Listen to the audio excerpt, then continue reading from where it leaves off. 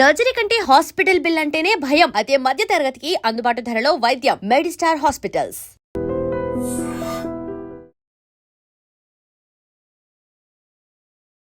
ఐడ్రీమ్ ప్రేక్షకులకు నమస్తే. నేను ఉదయశ్రీ. ప్రెజెంట్ మనతో పాటు ప్రముఖ ఆయుర్వేదిక్ వైద్య నిపుణులు, వంటింటి వైద్యానికి కేర్ ఆఫ్ అడ్రస్ అయిన డాక్టర్ చిట్టిబుట్ల మధుసూదన్ శర్మ గారు ఉన్నారు.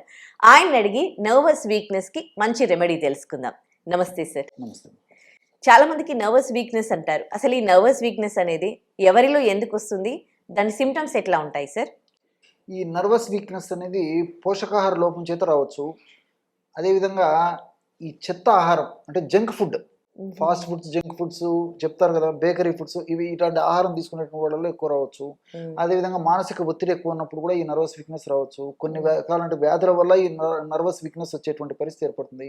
అట్లే కొన్ని మానసికమైనటువంటి వ్యాధుల వల్ల కూడా ఈ నర్వస్ వీక్నెస్ వచ్చేటువంటి పరిస్థితి ఏర్పడుతుంది. హార్మోన్ల అస్తవ్యస్తత వల్ల ఈ నర్వస్ వీక్నెస్ వచ్చేటువంటి పరిస్థితి ఏర్పడుతుంది. షుగర్ వ్యాధి ఇలాంటి వ్యాధులు ఉన్నప్పుడు నర్వస్ వీక్నెస్ వచ్చేటువంటి పరిస్థితి ఏర్పడుతుంది ఇన్ జనరల్గా. కానీ కొంతమందికి అంతుబట్టకుండా, అంతు చిక్కకుండా నీరసము, నిస్త్రాణ, ఓపిక లేకపోవడము, బలహీనత అనేటువంటి సమస్యలు కూడా కలుగుతుంటాయి. సో వీటన్నిటిని దృష్టిలో ఉంచుకొని వైద్య ప్రపంచం కూడా ఈ టోటల్ సమస్యని క్రానిక్ ఫ్యాటిక్ సిండ్రోమ్ అని చెప్పి చెప్పడం జరిగింది. Chronic fatigue syndrome. సో విపరీతమైన నీరసం. ఓకే. కొంతమంది ఆహారం బాగా తీసుకుంటుంటారు, బాగా రెస్ట్ తీసుకుంటుంటారు, నీరసం. కొంతమంది ఉదయం నుంచి మధ్యాహ్నం వరకు యాక్టివ్గా ఉంటారు, మధ్యాహ్నం నుంచి నీరసం.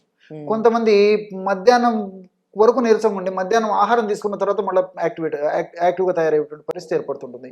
కొంతమంది ఉదయం నుంచి సాయంత్రం వరకు నీరసం, నిస్త్రాణ, బలహీనతతో కొంతమంది బాధపడుతుంటారు. చిన్న పిల్లల నుంచి పెద్దల వరకు ఈ సమస్య ఉంది.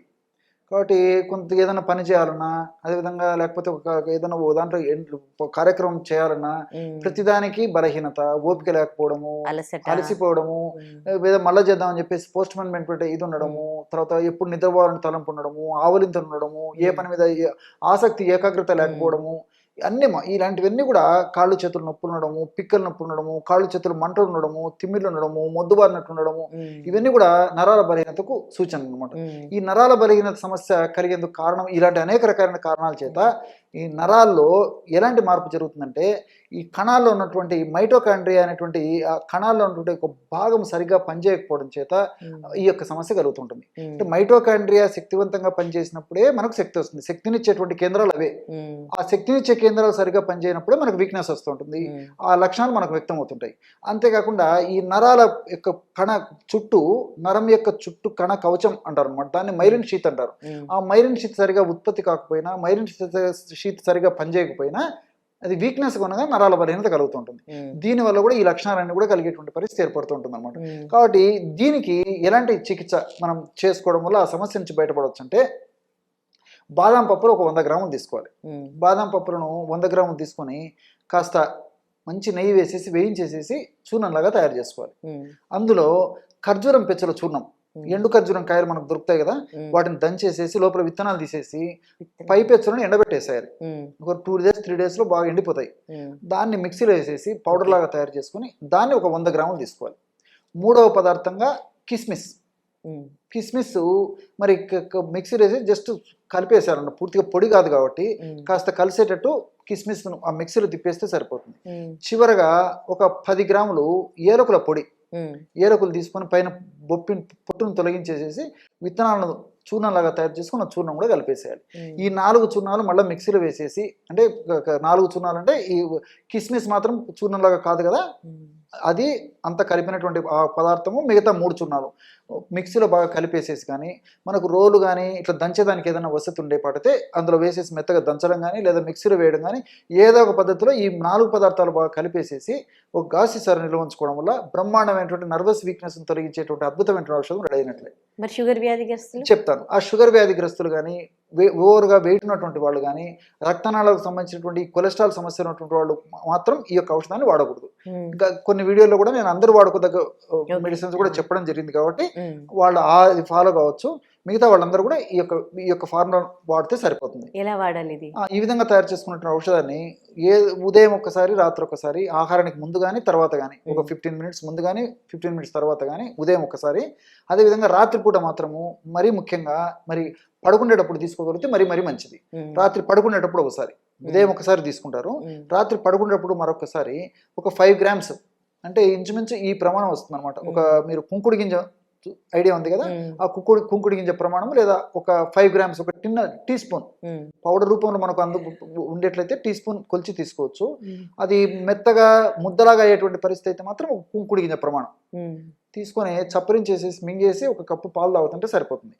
సమస్య తీవ్రంగా ఉంటే రోజు 2 సార్లు ఈ ఔషధాన్ని వాడుకోవచ్చు. సమస్య కొద్దిగా ఉంటే రోజు ఒక్కసారి వాడితే సరిపోతుంది, ఉదయం కానీ రాత్రి కానీ. లేదంటే కొన్నాళ్ళ పాటు 2 సార్లు వాడేసేసి సమస్య తీవ్రత అదుపులోకి వచ్చిన తర్వాత రోజు ఒక్కసారి వాడినా సరిపోతుంది. చాలా అద్భుతంగా పనిచేస్తుంది, చాలా స్పీడ్గా పనిచేస్తుంది.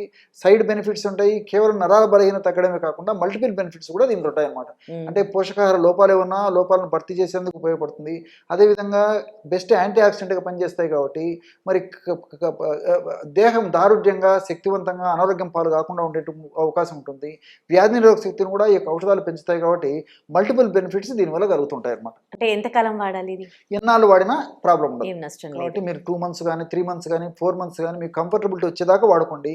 తర్వాత రోజు ఒక్కసారి వాడుకోండి. ఇంకా కంఫర్టబిలిటీ వచ్చింది అనుకోండి, వారంలో 2 సార్లు వాడుకోండి. ఇది ఆహార ద్రవ్యమే కాబట్టి అవసరాన్ని బట్టి వాడుకోవడం వల్ల మరి మనకి ఎలాంటి ఇబ్బందులు ఉండవు. మరి చిన్న పిల్లల నుంచి పెద్దల వరకు వాడుకోవచ్చు. మరి పిల్లలైతే డోస్ తగ్గించుకుంటే సరిపోతుంది. ఇప్పుడు నేను చెప్పిన ప్రమాణం అంతా పెద్దలు వాడుకునేటువంటి డోసు. రైట్, మంచి రెమెడీ చెప్పారు. Thank you sir. నమస్తే. And for more videos, Please subscribe to iDream. Please subscribe to iDream. Please subscribe iDream. And please subscribe to iDream. For more videos, subscribe to iDream. please like, share and subscribe to the channel. Congratulations, iDream. Subscribe to iDream. Subscribe to iDream. So subscribe to iDream Media. iDream team andarki huge congratulations. Please subscribe iDream Media. Please subscribe to iDream. Subscribe iDream. Please subscribe to iDream. iDream అంటే నా కళల ఛానల్ను subscribe చేసుకున్న నోరు తిరుగుతలేదు, మీరైతే గంట గుర్తు కొట్టండి. For more such videos, please subscribe to iDream. Subscribe to iDream. Please subscribe to iDream. Please subscribe iDream Media. Please do subscribe to iDream. Please subscribe to iDream Media. For best entertainment and information, please subscribe iDream. And don't forget to subscribe to iDream.